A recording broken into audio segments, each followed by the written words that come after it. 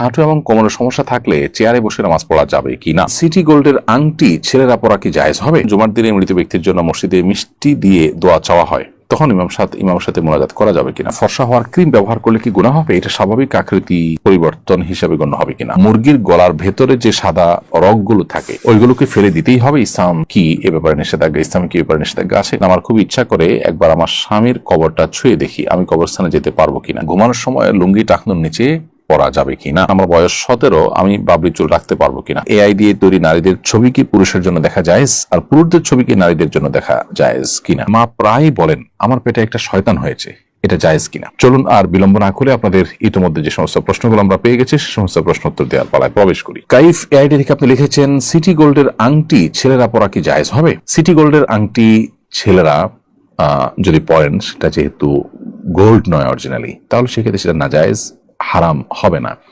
কিন্তু এটা পড়ার ফলে অনেকে এটাকে গোল্ড মনে করবে, আপনার প্রতি কুধারণা পোষণ করবে।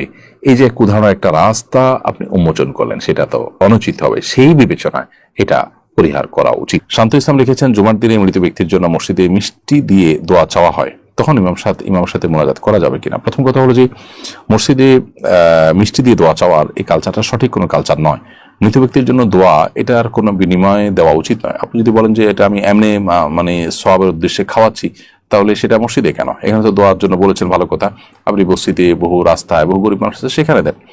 তো এখানে দেয়াটা মূলত দোয়ার এক ধরনের বিনিময়ের মতো, যেটা না জায়েজ। আর দ্বিতীয়ত হলো যে মসজিদে এ ধরনের মিষ্টি বিতরণের যে কালচারটা, সেটা আসলে এটা দৃশ্যত বিনিময়ের মতোই দেখায়। আর যদি বলেন যে মসজিদে আগত মুসল্লিদেরকে আমি খাওয়াচ্ছি মুর্দাকে সওয়াবের আশায়, তাহলে সেটা ইসলামের সওয়াবের উদ্দেশ্যে মানুষকে খাওয়ানো জায়েজ আছে, সেটা সেই যুক্তিতে জায়েজ হতে পারে। আর আপনি দোয়াতেও শামিল হতেই পারেন, দোয়া তো করতেই পারেন মুর্দার জন্য, সেটা ভিন্ন বিষয়। এমনি তাওসিফ হাসান আপনি লিখেছেন একজন মানুষ তার রোগের কারণে সবসময় অপবিত্র হয়ে যায়, সালাত আদায়ের জন্য অজু করে জায়নামাজে দাঁড়ানোর আগেই তার শরীর এবং তার কাপড় অপবিত্র হয়ে যায়। বারবার কাপড় পরিবর্তন করতে গিয়ে তার সালাত আদায়ের ইচ্ছাটাই নষ্ট হয়ে যায়। এমন অবস্থায় ওই রোগীর করণীয় কি? বারবার তো এরকম ব্যক্তির পোশাক পরিবর্তন করার দরকার নেই, বরং এরকম অনবরত যখন শরীর থেকে নাপাক বের হতে থাকে, এরকম ব্যক্তি প্রত্যেক ওয়াক্তের জন্য অজু করবেন।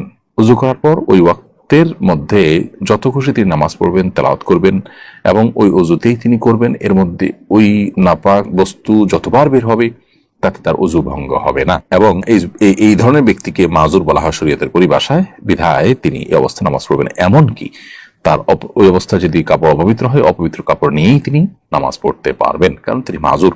বিধায় অহেতুক কষ্ট করা এবং এভাবে নিজেকে নামাজের প্রতি আপনার বিরক্ত করে তোলা, এটার একেবারেই প্রয়োজন নেই। বিধায় এ বিষয়ে যথাযথ পদক্ষেপ নিলে ইনশাআল্লাহ বিদিনিল্লাহ এই সমস্যার সমাধান হবে। সাইম ইসলাম আপনি লিখেছেন ঘুমানোর সময় লুঙ্গি টাকনুর নিচে পরা যাবে কিনা? ঘুমানোর সময় লুঙ্গি টাকনুর নিচে যদি চলে যায় তাহলে তাতে কোনো অসুবিধা হবে না। বিগত সপ্তাহে সম্ভবত এই প্রশ্নটি এসেছিল এবং এর উত্তর আমরা দিয়েছিলাম। সাধারণ স্বাভাবিক অবস্থাতে একজন পুরুষের লুঙ্গি, পাজামা, প্যান্ট, চাদর, জুব্বা এগুলো টাকনুর নিচে যেন না যায়, সেটা খেয়াল রাখতে হবে। হাদিসে কঠোরভাবে নিষেধ আছে।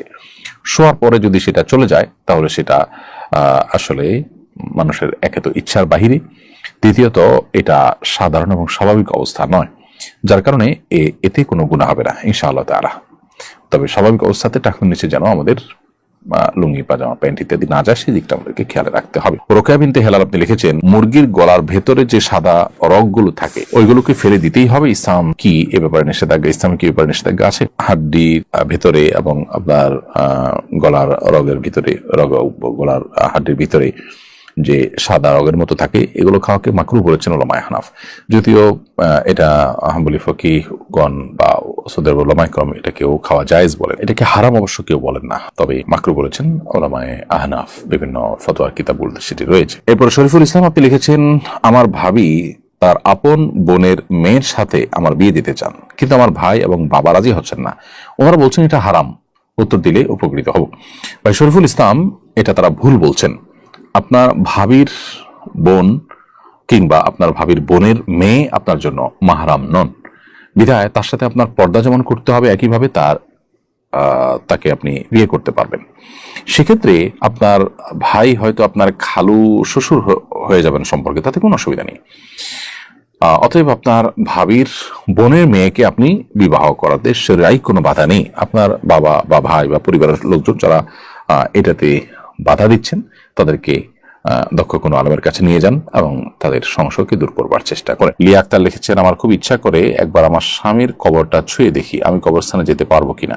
মেয়েদের জন্য কবরস্থানে যাওয়ার পরে ফুকাহা একরামের বিশুদ্ধ মত হলো যে তারা কবরস্থানে প্রবেশ করবেন না। একান্ত কবরের কাছে ওয়ালের বাইরে থেকে আপনি দেখতে পারেন, জাস্ট আবেগের কারণে তাদের কবরস্থানে না যাওয়াই উচিত। বাহির থেকে আপনি দোয়া করবেন, এটা নানা কারণে হাদিসের নিষেধাজ্ঞাটি বর্তায়। এর মধ্যে একটা হলে মেয়েরা অনেক বেশি আবেগী হয়ে পড়েন এবং সেখানে একটা বাজে দৃশ্যের বা অনাকাঙ্ক্ষিত দৃশ্যের অবতারণা হতে পারে, অথবা সেখানে পুরুষরা অনেক বেশি কবরস্থানে যেয়ে থাকেন, সেই ভিড়ের মধ্যে মহিলা গেলে তাদের প্রাইভেসি নষ্ট হতে পারে। নানা কারণে শরীয়তের এই নিষেধাজ্ঞাটা আরোপ করা হয়ে থাকতে পারে। এমনি মিজানুর রহমান আদনান আপনি লিখেছেন, এআই দিয়ে তৈরি নারীদের ছবি কি পুরুষের জন্য দেখা জায়েজ, আর পুরুষদের ছবি কি নারীদের জন্য দেখা জায়েজ কিনা? ভাই মিজানুর রহমান, এআই দিয়ে তৈরি করা নারীদের ছবি পুরুষদের জন্য দেখা জায়েজ হবে না, যদিও সেই নারী রিয়েল কোনো নারী নয়, কিন্তু একজন পুরুষের জন্য একজন নারীর দিকে অবলোকন করা, গায়ের মারাম নারীর দিকে দৃষ্টিপাত করাটা যে কারণে হারাম, সেই কারণটি এখানে বিদ্যমান আছে। এখানে তার মনের মধ্যে বাজে চিন্তা আসা, কল্পনা জল্পনা হওয়া, তার চরিত্র নষ্ট হওয়া, এই কারণগুলো এখানে বিদ্যমান আছে। ফলশ্রুতিতে এরকম ছবি দেখা থেকে একজন পুরুষকে বিরত থাকতে হবে। এই জন্য এ ধরনের ছবি ক্রিয়েশন করাও উচিত নয় বা ক্রিয়েট করা উচিত নয়। আবার এর বাইরে কোন পুরুষের ছবি যদি তৈরি করা হয়, তাহলে নারীদের জন্য পুরুষদের দিকে দেখাটা সর্বাবস্থা সাধারণভাবে হারাম বা নিষিদ্ধ নয়। এটার যদিও ওলামা ইকরামের একাধিক মত আছে, কিন্তু বিশুদ্ধ মত হলো ফিতনার আশঙ্কা না থাকলে নারীরা পুরুষদের দিকে তাকাতে পারে। তো সেই দৃষ্টিকোণ থেকে বা সেই হিসেবে এখানে পুরুষের কোনো ছবি আইডি তৈরি করা থাকলে কোনো নারীরা সেদিকে দেখতে পারে। তবে একেবারে পার্সোনাল পার্টস বা একান্ত ব্যক্তিগত অঙ্গ প্রত্যঙ্গ যেগুলো সতর যেগুলো, সেগুলো দেখা জায়েজ হবে না কোন অবস্থাতেই। মোহাম্মদ রিয়াজ লিখেছেন, আমার বয়স 17, আমি বাবরি চুল রাখতে পারবো কিনা? হ্যাঁ, অবশ্যই রাখতে পারেন। এরপরে তমিন ইসলাম আপনি লিখেছেন, ফর্সা হওয়ার ক্রিম ব্যবহার করলে কি গুনাহ হবে? এটা স্বাভাবিক আকৃতি পরিবর্তন হিসাবে গণ্য হবে কিনা? উত্তর হলো না। ফর্সা হওয়ার ক্রিম ব্যবহার করলে আসলে আমাদের আকৃতি পরিবর্তন বলতে যেটা বোঝায় সেরকম কিছু হয় না, বিধায় এটা ব্যবহার করা হারাম হবে না। তবে আমরা যখন প্রসাধনী ব্যবহার করব সতর্ক থাকতে হবে এগুলোতে হারাম কোনো উপাদান আছে কিনা। আমরা খাদ্য গ্রহণের ক্ষেত্রে, পানীয় গ্রহণ করার ক্ষেত্রে হালাল হারাম বাজ বিচার করলেও আমরা অনেকেই জানি না যে প্রসাধনী ব্যবহারের ক্ষেত্রে হালাল হারাম বাজ বিচার করার বিষয়টা রয়েছে। আপনি দেখবেন যে ইহুদি যে পণ্যগুলো বয়কট করার জন্য আহ্বান করা হয়, তাদের পণ্যগুলোর তালিকার মধ্যে সবচেয়ে দীর্ঘ তালিকা হলো এই প্রসাধনী রিলেটেড পণ্যগুলো। এই পণ্যগুলোর মাধ্যমে অনেক হারাম বস্তু আমাদের শরীরে প্রবেশ করানো হয়ে থাকে। আমরা এগুলো যখন ব্যবহার করি নানাভাবে এগুলো আমাদের শরীরে প্রবেশ করে, আমরা সেই দিকটাকে অনেকে খেয়াল করি না। অতএব সেখানে হালাল হারাম বিষয়টাকে বিশেষভাবে আমাদের বিবেচনা আনতে হবে। তবে মৌলিকভাবে ফর্সা ক্রিম ব্যবহার করাটা নিষিদ্ধ নয়। সাইম ইসলাম আপনি লিখেছেন, হাঁটু এবং কোমরের সমস্যা থাকলে চেয়ারে বসে নামাজ পড়া যাবে কি না? ভাই সাইম ইসলাম, হাঁটু এবং কোমরে যদি এত বেশি অসুবিধা থাকে, এত বেশি অসুস্থ থাকে এবং ব্যথা থাকে যে আপনি রুকু সেজদার জন্য যে মুভমেন্ট সেটা করতে পারেন না, কোনোভাবে অসহনীয় কষ্ট হয়, অসুস্থ হয়, তাহলে সেক্ষেত্রে আপনি চেয়ারে বসে নামাজ আদায় করতে পারবেন। আর যদি সমতলে বসে বসে সালাত আদায় করার সুযোগ থাকে তাহলে সেটা আপনি করবেন। সেটা যদি না হয় তাহলে চেয়ারে বসে নামাজ আদায় করতে পারেন, কিন্তু যে অপারগ হলে তখন শুধুমাত্র একটু অস্বস্তি লাগছে বা একটু কষ্ট হচ্ছে, এটার উপর ভিত্তি করে আপনি চেয়ারে বসে নামাজ পড়া শুরু করলে সেটি সঠিক হবে না। এরপরে প্রশ্ন করেছেন মোহাম্মদ নুরুল্লাহ, আপনি লিখেছেন, মা প্রায় বলেন আমার পেটে একটা শয়তান হয়েছে, এটা জায়েজ কিনা? প্রথম কথা হলো যে মানুষকে শয়তান বলে আখ্যায়িত করা উচিত নয়। এটি এক প্রকারের গালি, এক ধরনের মন্দ উক্তি। কারণ শয়তান শব্দের অর্থ হলো মূলত আল্লাহর রহমত থেকে যে দূরে সরে গেছে, যেটা শয়তানের ক্ষেত্রে, ইবলিসের ক্ষেত্রে যেমন ফিট হয়, মানুষরূপী কিছু লোক আছে তাদের ক্ষেত্রেও অনেক অংশে এই শয়তানিক কর্মকাণ্ডের মাধ্যমে তাদের ক্ষেত্রেও ফিট হয়। কিন্তু কোনো ব্যক্তি বিশেষকে জাস্ট একটু দুষ্ট প্রকৃতি হওয়ার কারণে তাকে শয়তান বলা অনুচিত। নিজের সন্তান হলেও তাকে শয়তান না বলা উচিত। প্রথমত, সাধারণত মানুষ আল্লাহর রহমত থেকে দূর হয়ে গেছে এটা আমরা বলতে পারি না, কারণ আমরা জানি না সে আসলে আল্লাহর রহমত থেকে দূর হয়ে গেছে কিনা।